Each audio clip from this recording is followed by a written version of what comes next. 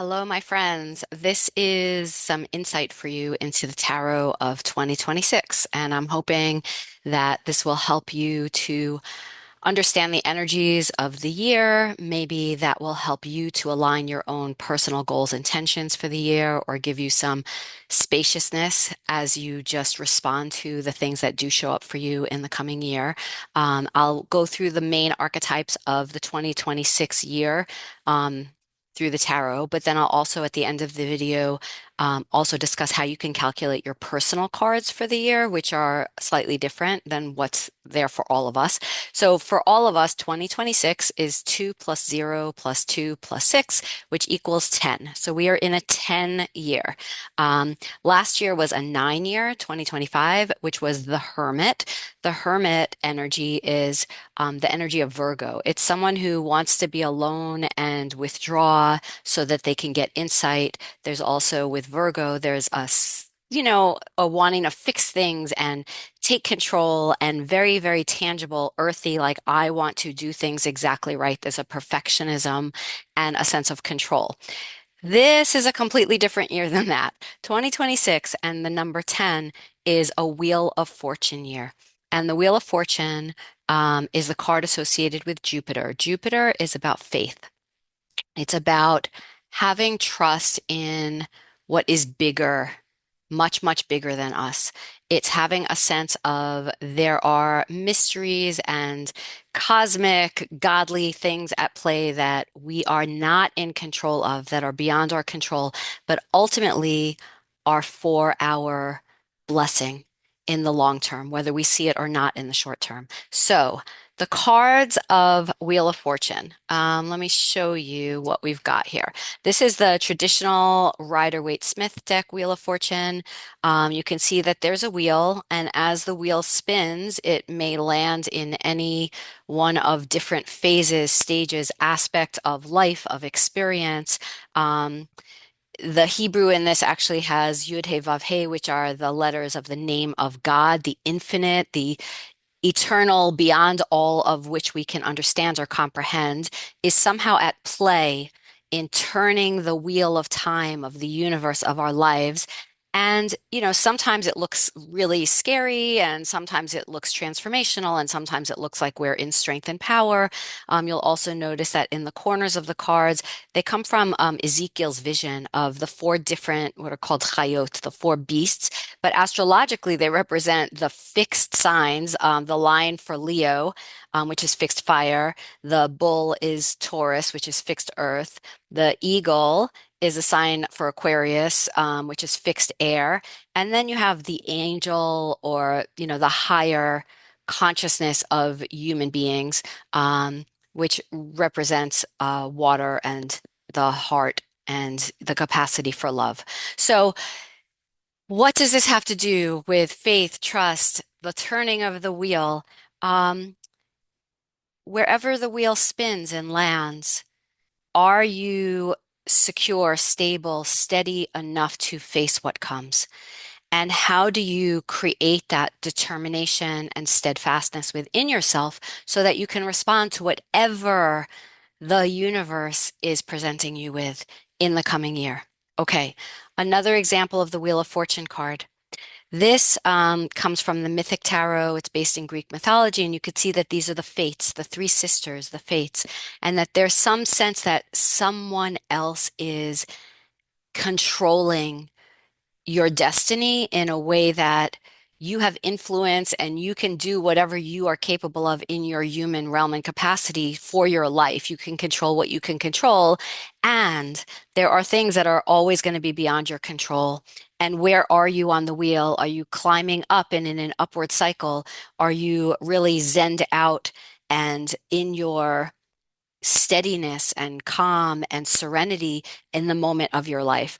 Are you, on a downward spiral of things leaving or, coming to closure? Or are you kind of holding on for dear life and hoping that you're just going to make it through? We all go through these seasons and cycles, but there's a sense of, again, trust that there's a meaning to it all. There's a purpose to it all. There's a season, a time and a season for all things under heaven.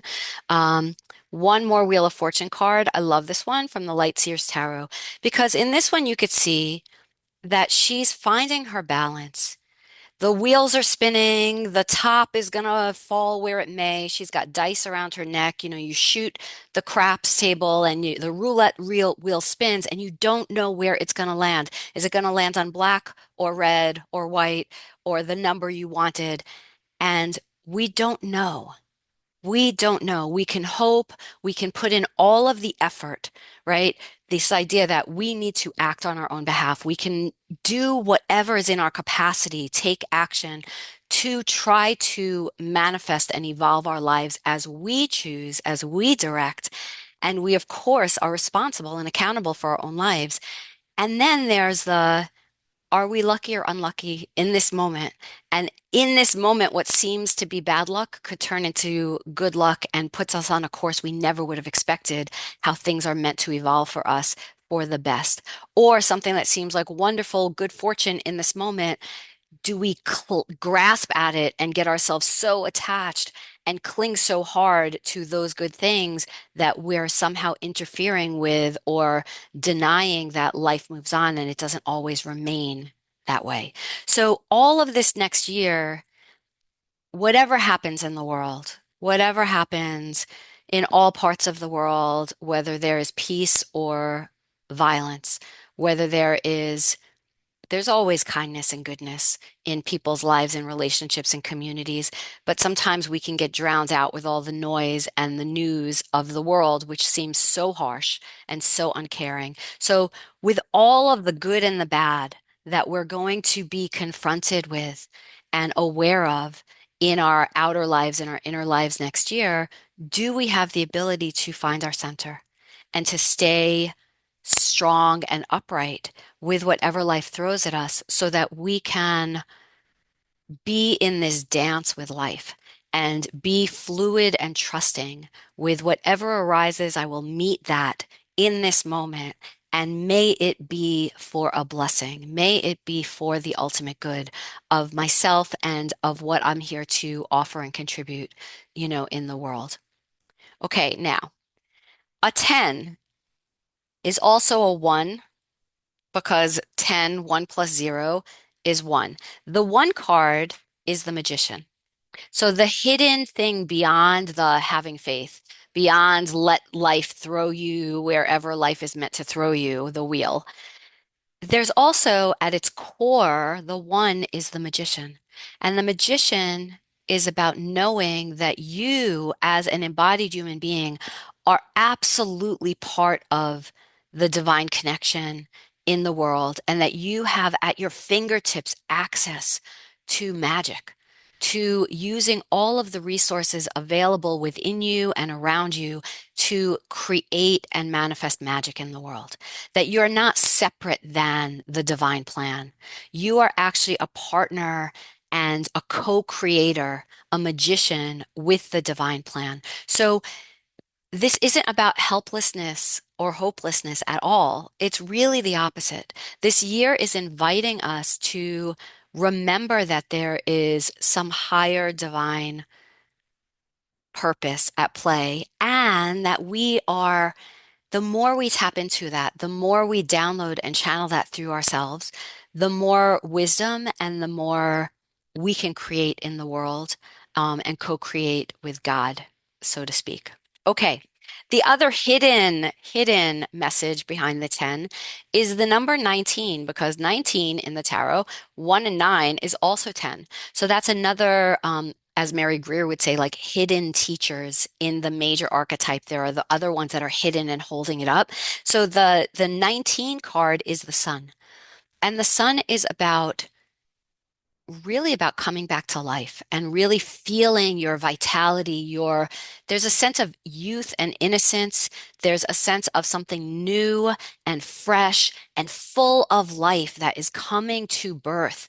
And there's a hopefulness. That white horse, feels like, yes, this is bringing us into a future where things are better. The sun is shining, the sunflowers. There's a lot of very vital, bright, fiery energy in this card. So, as a hidden teacher for the year, in our faith, in our meeting reality as it is, in our connecting to higher awareness and channeling that and remembering that we're part of that, there's also that there's something coming alive within us that is new, that is fiery, that is rearing to go and charge into the future.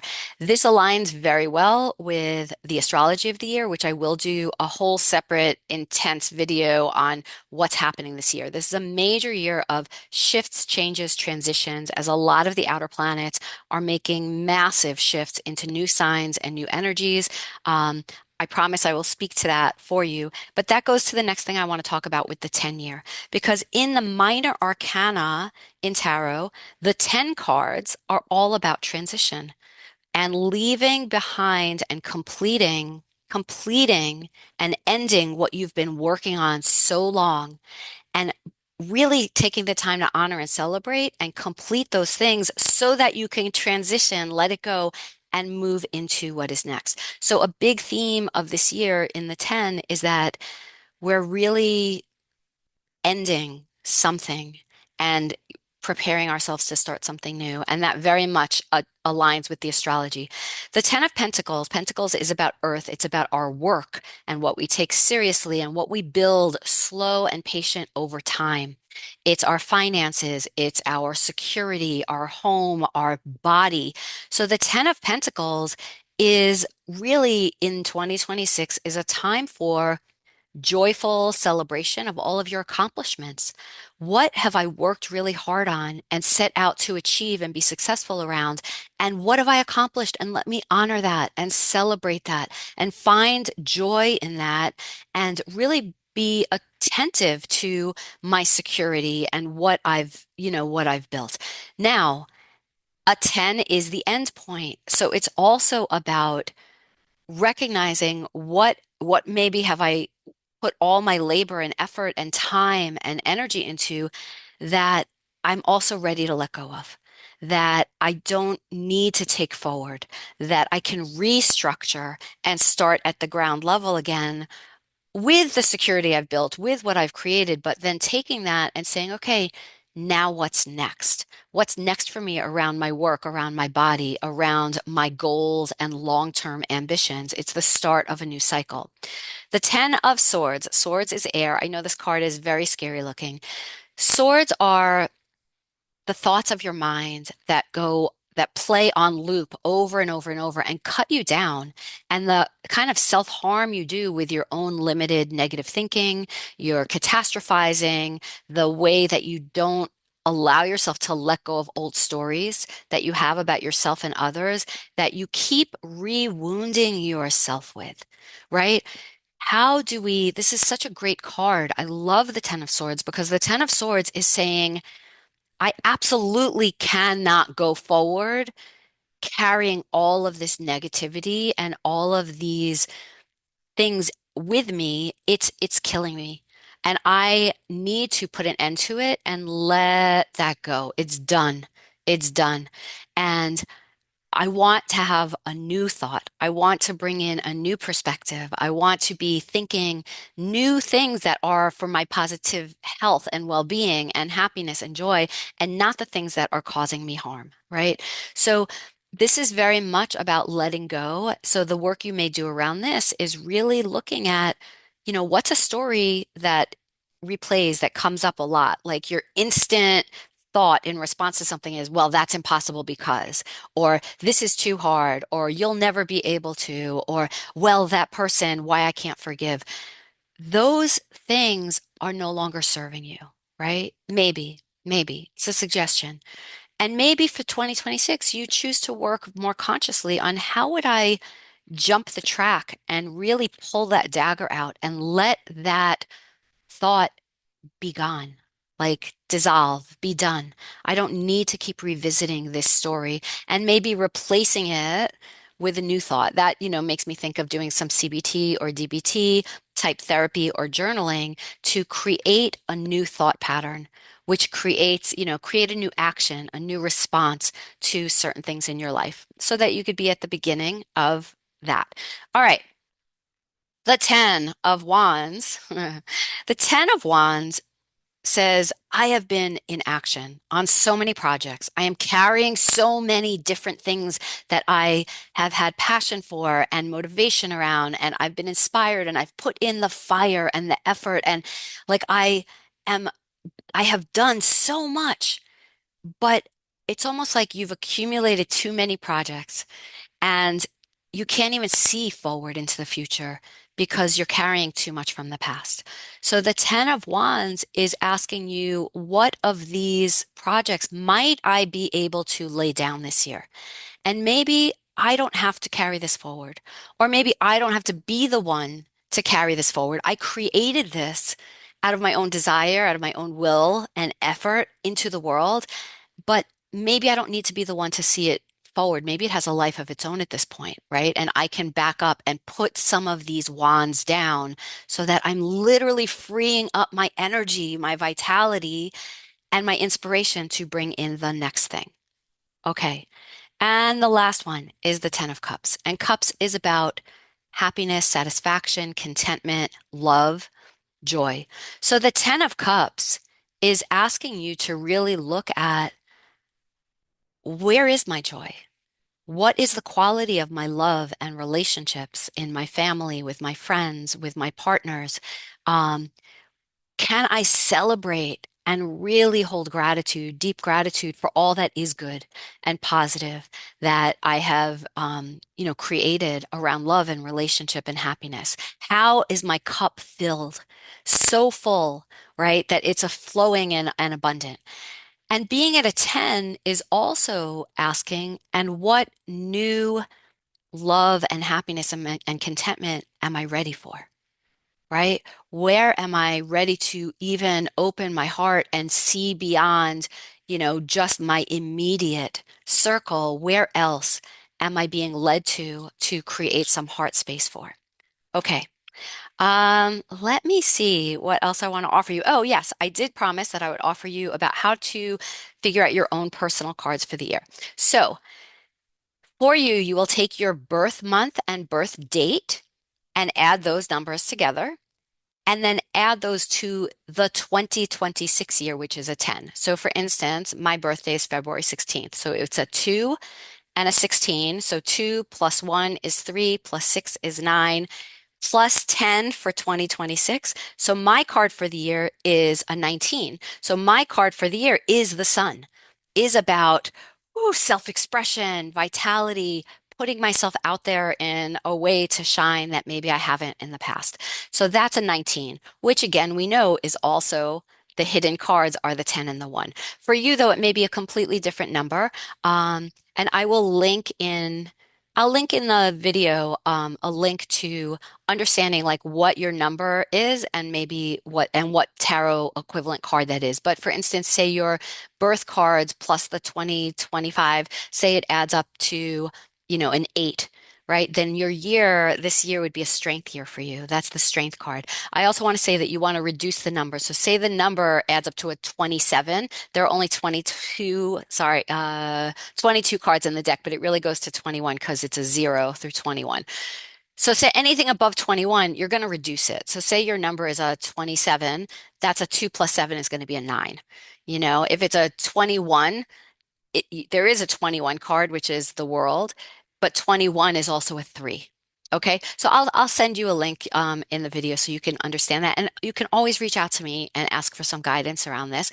But how would you work with your personal tarot card of the year?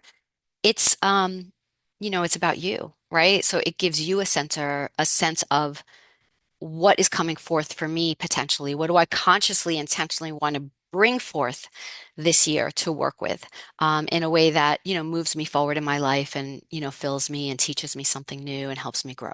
Okay, I hope this is helpful for you. Always know that I'm available. I love to do tarot readings for you to help you make sense of all of this for yourself. Wishing you an amazing 2026. Keep an eye out for the Astrology of 2026 video as well.